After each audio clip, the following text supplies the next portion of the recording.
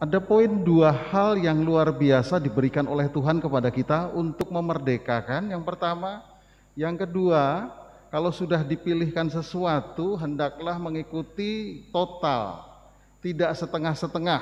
Yang diungkapkan dalam Injil juga, itu dipilihkan pasti yang terbaik. Dan kadangkala pilihan pertama itu adalah terbaik, yang kedua kita tidak pernah tahu, apalagi yang keseberapa kalinya. Ada banyak contoh dan bukti. Ada yang memilih suatu pernikahan tetapi merasa gagal dan tidak kuat, maka memilih yang lain. Entah itu mungkin tidak menikah atau menikah lagi. Dan biasanya yang kedua dah banyak bukti, hampir berapa persen, 90% lebih tidak menghasilkan sesuatu yang lebih positif. Demikian juga dengan panggilan imamat. Seberapa berat pun harusnya bertahan, tetapi kalau juga meninggalkan, apakah yang kedua lebih baik? Saya kira malah justru tidak lebih baik, menjadi yang lebih menyusahkan dan sebagainya. Maka kita perlu untuk memilih itu memikirkan dengan matang dan baik. Para bapak dan ibu, saudara-saudara yang dikasihi Tuhan, hari ini Minggon Brayat di Keuskupan Purwokerto mengikuti World Meeting of Family. Jadi yang ke-10 ini soal mengangkat kembali keluarga, pernikahan, beristri dan bersuami itu sangat baik, diberkati, dan ini adalah suatu keharusan hidup manusia jika tidak selibat. Maka kalau memilih selibat itu baik, tetapi bagi kita pada umumnya yang disebut dengan berkeluarga, pernikahan, beristri dan bersuami itu sangat baik, diberkati, dan suatu keharusan yang ditentukan, yang diberi kesempatan oleh Tuhan. Saya akan cerita sedikit tentang ini. Kalau kita melihat di tempat lain ada keyakinan tertentu, sekali lagi, keluarga adalah yang tersuci, yang terbaik. Kalau yang tidak berkeluarga, yang tidak menikah itu masuk neraka dan itu berdosa besar, tidak mengikuti perintah Tuhan. Menurut perjanjian lama juga, menurut juga mungkin yang mengambil dari perjanjian lama. Jadi semua yang menikah itu adalah baik, suci, yang diharapkan oleh Tuhan, sedangkan yang tidak menikah masuk neraka. Jadi tingkat kedudukan tertinggi adalah yang menikah. Yang dekat dengan Tuhan, yang akan masuk surga adalah yang menikah. Itu di keyakinan tertentu. Di keyakinan yang lain, sebaliknya. Justru orang-orang yang tidak menikah, orang-orang yang betul-betul hidup demi untuk kemuliaan Tuhan dan juga melayani sesama, orang tidak menikah. Seandainya pun sudah menikah, nanti kalau sudah tua, sudah selesai semua, maka tinggalkan itu semua, masuk ke biara, dan itulah yang terbaik. Kehidupan yang terbaik adalah di mana tidak menikah. Itu keyakinan tertentu. Di gereja Katolik tidak.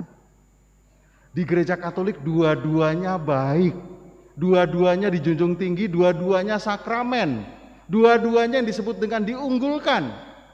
Maka tidak dihakimi apapun, karena Allah memberikan kebebasan. Kita hidup untuk kebebasan.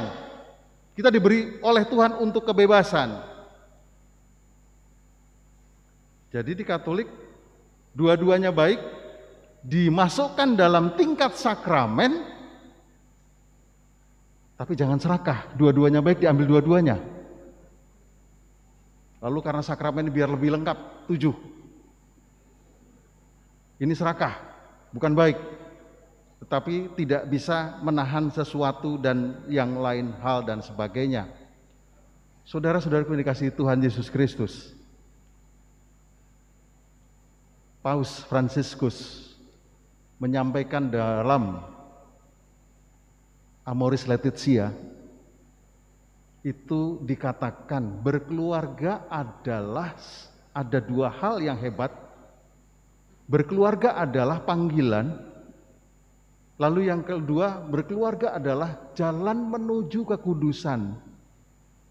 Jadi berkeluarga itu juga bisa menuju kudus. Jangan dipikir orang-orang yang masuk biara, orang-orang yang jadi imam dan sebagainya, itu sekali lagi sama saja sebenarnya, hanya persoalannya kesempatannya. Kalau imam, biarawan, biarawati itu karena kesempatannya berdoa lebih banyak, kesempatannya bisa berbagi lebih banyak kepada banyak orang, itu kesempatannya apakah dipakai atau tidak, itu lain soal.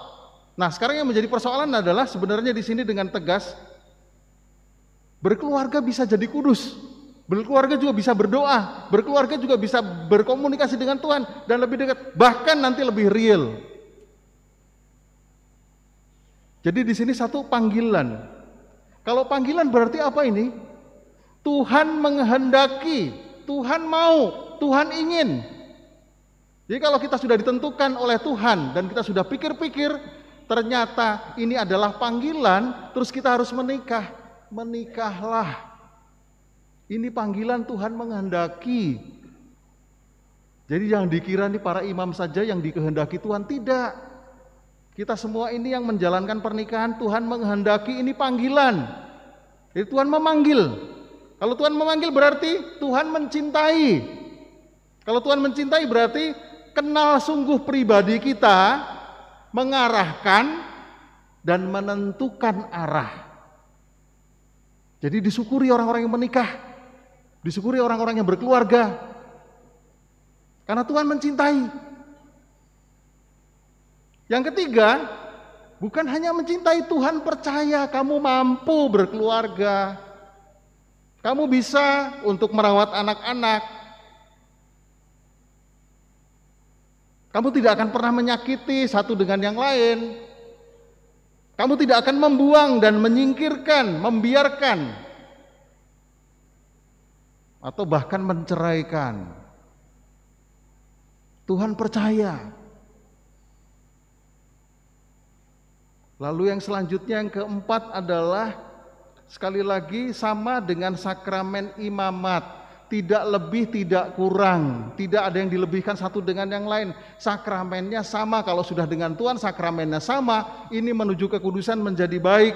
Dan betul-betul bahwa sakramen pernikahan itu adalah sakramen yang unggul dan suci. Tidak boleh dibuat main-mainan.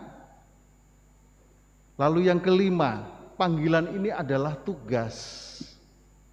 Kalau tugas berarti kita harus, yang sudah dipercaya, sudah dicintai, diberi tugas, pasti kita akan menjalankan tugas itu dengan sebaik-baiknya. Pasti ada susahnya, pasti ada berkorbannya. Justru berkorban dan susahnya itulah yang menjadi kualitas. Kualitas dari apa? Hidup pernikahan itu. Apapun juga. Ini bukan perintah tegas bagaimana tidak, tapi tawaran, arahan, ajakan. Tugas itu lebih mengarah karena membebaskan manusia. Membebaskan orang-orang yang berkeluarga. Yang kedua, menuju kekudusan. Walaupun sekali lagi Paus atau juga gereja Katolik tidak mengangkat begitu banyak keluarga yang menjadi santo santa, nggak penting. Itu yang menilai biar orang lain, yang menilai biar gereja, bukan diri sendiri untuk menunjukkan. Seandainya yang tidak tahu pun, seandainya kita pantas menjadi santo dan santa, menjadi yang baik dan suci di hadapan Tuhan saja cukup. Banyak orang yang tidak tahu, cukup, biar. Itu yang lebih unggul, itu yang lebih baik. Memang tidak banyak, kecuali yang di gereja atau kecuali yang santo santa itu atau beata beato atau itu para imam, uskup atau juga mungkin paus atau mungkin biarawan biarawati dan sebagainya, yaitu yang tercatat. Tapi ada beberapa yang sebetulnya diangkat juga oleh paus, keluarga-keluarga. Saya yakin kalau mau dicari sekian banyak akan lebih banyak lagi. Jadi keluarga untuk menuju kepada kekudusan, menjadi suci, sangat mungkin. Yang pertama, untuk menuju satu kesucian apapun di gereja Katolik harus ada nomor satunya baptisan. Bagaimana kalau tidak baptisan, tidak ada arah yang pasti. Baptisan adalah arah untuk mendekatkan diri kepada Kristus Sang Penyelamat. Ya kalau nomor satu di keluarga itu kan ada baptisan. Ada baptisan bisa terima sakramen perkawinan, lalu bisa terima sakramen-sakramen lain. Maka nomor satu, keluarga yang kadangkala mempertahankan baptisan ini. Punya anak masih kecil langsung dibaptis. Luar biasa, minimal orang mempertahankan baptisan itu dan tidak meninggalkan baptisan pada anak-anaknya. Pokoknya sudah berjuang untuk mati-matian, semoga anaknya nanti lebih dewasa dan besar, kalau cari dan menikah pun yang dibaptis. Sejauh itu mungkin, tidak membiarkan. Nah, itu hanya ada di keluarga. Dan ini luar biasa. Ini menuju kekudusan karena ada baptisan itu. Yang kedua, yang tadi disampaikan dengan sakramen, sama dengan sakramen imamat, presbiterat, itu dekat karena apa? Komunikasi. Imam-imam itu dekat dengan Tuhan karena apa? Sering berdoa, sering komunikasi dengan Tuhan. Di sini sakramen juga sama, keluarga sering berkumpul untuk juga komunikasi dengan Tuhan. Semakin dekat pada kekudusan kalau orang sering berkomunikasi dengan Tuhan, ada doa-doa itu. Maka kelebihan dari imam-imam, biarawati adalah suka berdoa, bahkan mendoakan yang lain. Keluarga juga sama bisa. Justru menuju kepada kekudusan adanya sakramen yang sama sebetulnya tingkatannya. Lalu yang ketiga, cintanya dalam keluarga itu real. Real, membias, terbagi, dan juga keluar. Ya, biarawati memang betul mencintai banyak orang, berdoa pada banyak orang, iya. Tapi yang real nyata nggak usah jauh-jauh, di sekeliling kita ada anak, ada suami, ada istri, ada orang tua. Dalam keluarga itu luar biasa, cintanya itu real, langsung ada di hadapan muka, ada di hadapan kehidupan kita. Suka tidak suka, mau tidak mau, kita harus mencintai dan berkorban betul. Kadang-kadang sulitnya seperti apa? Iya, tetapi itu real. Mencintainya sungguh. Kalau mengampuninya pun sungguh real. Nggak terpisahkan. Jadi bahagia sekali orang-orang berkeluarga. Dan luar biasa keluarga-keluarga Kristiani, keluarga Katolik. Lalu yang selanjutnya, justru disinilah sebenarnya lebih berat. Kalau saya mengatakan, saya secara pribadi, berkeluarga lebih berat daripada saya hidup menyendiri. Walaupun sekali lagi menahan salah satu hal yang kodrati itu berat, ya, saya mengatakan iya, tetapi keluarga itu lebih berat. Bukan hanya sekedar kembali lagi menahan yang satu itu untuk tidak dengan yang lain, dan juga selalu setia akan yang satu dan taat akan yang satu dan tidak dengan yang lain. Ini lebih berat. Lebih ringan tidak sama sekali.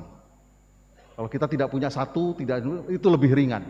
Tetapi yang sudah punya satu, bertahan untuk satu itu, hasilnya seperti apapun lebih berat. Berarti banyak berkorban dalam keluarga. Yang banyak berkorban dalam berkeluarga, itulah menuju kekudusan. Yang disebut dengan kekudusan itu banyak berkorban sungguh. Siapapun yang menjadi kudus, korbannya banyak. Korbannya bukan untuk orang lain, dirinya sendiri. Pasti menderita, ada kesusahan dan sebagainya. Maka kurban itu adalah kualitas dari hidup, kualitas dari kekudusan. Orang nggak pernah mau berkorban, tidak akan jadi kudus. Berkorban itu ada banyak hal, waktu, tenaga, harta benda, uang, dan sebagainya, bahkan hati.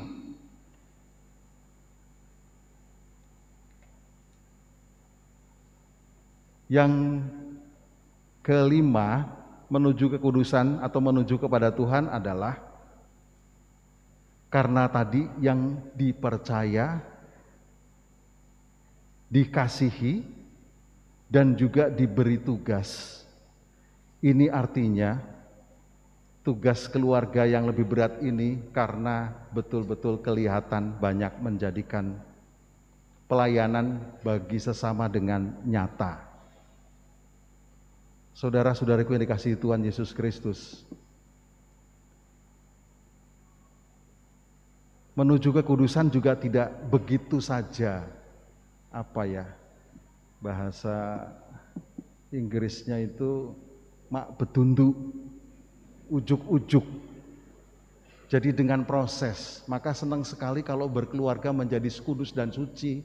Terus terang ikuti dalam gereja Katolik kesibukan apapun dan partisipasi apapun dan keaktifan apapun dalam gereja yang nanti tujuannya sebenarnya pada Ekaristi ini. Gereja Katolik kesempurnaan dari semuanya adalah ketika Ekaristi itu betul-betul menuju kepada perjamuan yang luar biasa. Dimanapun gereja Katolik menujunya pada persiapan untuk perjamuan dengan Tuhan, Ekaristi. Maka mau tidak mau ikut ambil bagian. Dulu kenapa saya jadi uskup? Saya merasa ternyata saya dari kecil sampai kan gede itu saya aktif di gereja. Nomor satu, masih baru lahir mungkin karena dibaptis. Lalu sesudah itu agak gede sedikit. Kalau saya ikut ke gereja, biasanya di sana tidak harus ikut, nanti ngeributi, nanti buat onar dan sebagainya, anak-anak kecil itu. Tapi dititipkan di suatu tempat yang diajari di sana main-main dan sebagainya, nggak tahu itu sekolah minggu atau enggak. Lalu sesudahnya agak gede dikasih sekolah minggu itu. Saya ikut sekolah minggu, saya ikut yang disebut juga dengan bina iman atau apa. Lalu udah agak gede sedikit lagi ikut mes dinar. Saya ikut mes dinar. Udah mes dinar sudah agak gede lagi, saya mulai mengenal yang namanya muda-mudi Katolik.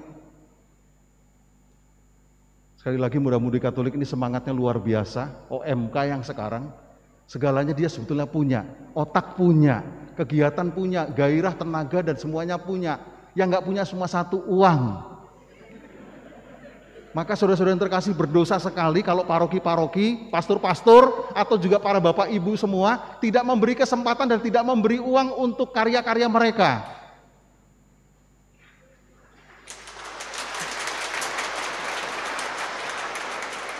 Apalagi Dewan Keuangan begitu pelit sekali. Ini 5% harusnya sudah diserahkan, kalau bisa ditambah. Karena mereka semuanya punya, kalau dikasih saja mereka akan bergerak dan mereka akan betul-betul menjadi tulang punggung gereja dan maju. Jadi sering buruk sekali, nanti dikira foya-foya dan sebagainya. Kita lihat banyak sekarang orang muda itu susah, karena memang tidak ada uang, karena belum bekerja, karena masih sekolah dan sebagainya, masih kelompok itu. Nanti kalau kesulitan untuk ini juga nanti dia keluar dan akhirnya tidak ke gereja lagi, ada banyak. Maka saya mengatakan, coba ini juga dirawat. Yang sudah 5% itu benar-benar diberikan, tidak nanti kalau minta, kalau nggak minta ya enggak, berikan supaya ada kegiatan. Kalau biasanya susah untuk ada dulu, nanti nggak akan ada kegiatan. Tapi berikan dulu, nanti ada kegiatan.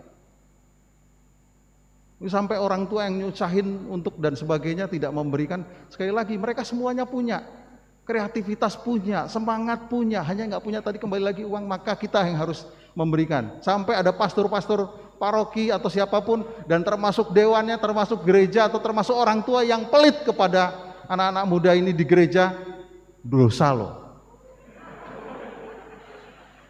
Saya dulu juga ikut karena saya merasakan itu. Dan paling membahagiakan memang saat itu di muda-mudi, di OMK itu saya paling menyenangkan di OMK itu. Lalu selanjutnya dan sebagainya masuk seminari dan seterusnya. Nanti hanya saya nggak ikut ME. Kalau ME saya menikah nanti. Lalu sampai dewasa, ya nanti kalau saya tua, saya mau nikah. Nggak jadi masalah. Seharusnya memang semua yang ada pada kita itu adalah jenjang berkelanjutan.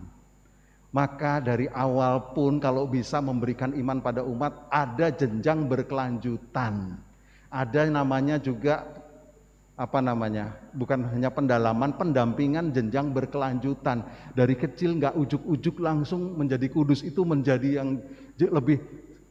Akhirnya nanti akan mengagungkan Ekaristi itu, semuanya akan mengagungkan dan akan juga datang hadir untuk Ekaristi itu. Suatu saat pun nanti kita akan hadir bersama dalam Ekaristi, dalam perjamuan di surga dengan Tuhan Yesus, isinya itu.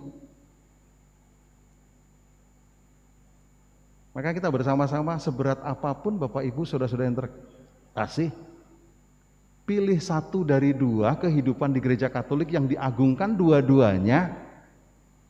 Jangan sampai gagal dua-duanya.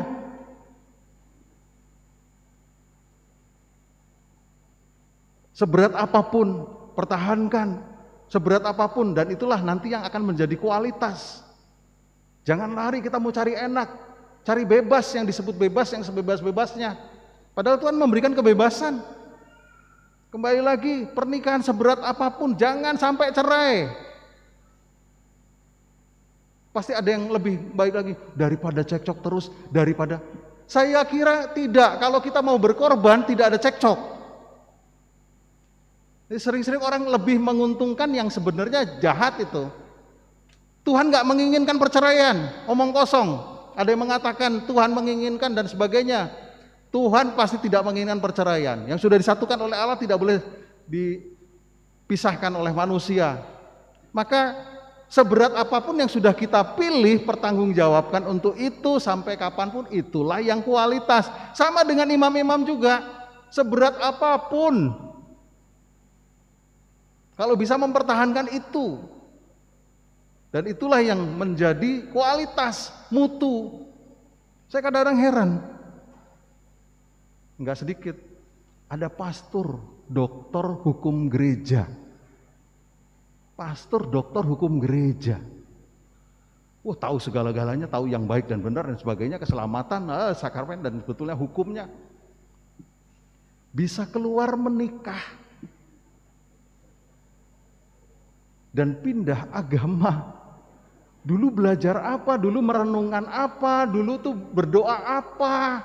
Sekian lama, sekian tahun, sudah umur 60 menikah dengan yang lain, lalu berkeluarga, lalu dicerai. Sudah 2 tahun, lalu sudah dicerai 2 tahun, nggak sempat bertobat, mati. Benar ini terjadi. Padahal kualitas-kualitas yang sudah, itulah yang kita mau angkat dengan sungguh-sungguh. Sebetulnya kalau gagal tidak apa-apa untuk memilih yang lain, tetapi kembali lagi, yang selanjutnya tidak selalu lebih baik dari yang pertama. Nah, saat ini yang ada, baik para imam, para orang berkeluarga, jaga, rawat, latihlah, pertahankan, dikualitaskan atau dipersembahkan kepada Tuhan kesulitan, penderitaan, atau kurban yang sebenarnya Tuhan dampingi, yang sebenarnya Tuhan beri. Maka kita sekarang bersama-sama berkumpul untuk memuliakan nama Tuhan, dari yang kecil sampaikan yang sepuh, dewasa dan sebagainya, untuk memuliakan nama Tuhan. Dan kita persembahkan pilihan yang diberikan oleh Tuhan itu. Ini adalah panggilan, ini adalah kualitas. Itulah yang menjadikan sesuatu kita yang bahagia dan bebas. Mari Bapak Ibu kita bersama-sama kita rayakan sungguh pernikahan kita semua, panggilan kita semua, dan juga pilihan yang dari Allah, kebebasan yang saat ini kita syukuri bersama-sama dengan dunia ini, bersama-sama dengan dunia Katolik yang Paus Fransiskus juga mengajak saat ini, mari merenungkan pernikahan atau berkeluarga yang merupakan suatu panggilan dan selalu menuju kepada jalan kekudusan. Kita ini sebagai para imam juga, kalau keluarga itu baik, keluarga itu juga menjadi sesuatu tanda teladan, pasti juga akan menjadi kekudusan karena keluarga. Kita ini kudus karena keluarga juga. Marilah kita bersama-sama merayakan ini dengan hati kita, dan kita akan membuktikan segala-galanya dengan segala jerih payah kita yang bersama Tuhan kita ungkapkan kepadanya. Maka inilah akan menjadi sesuatu yang diunggulkan, kualitas dalam hidup berkeluarga dan dalam hidup berselibat. Amin.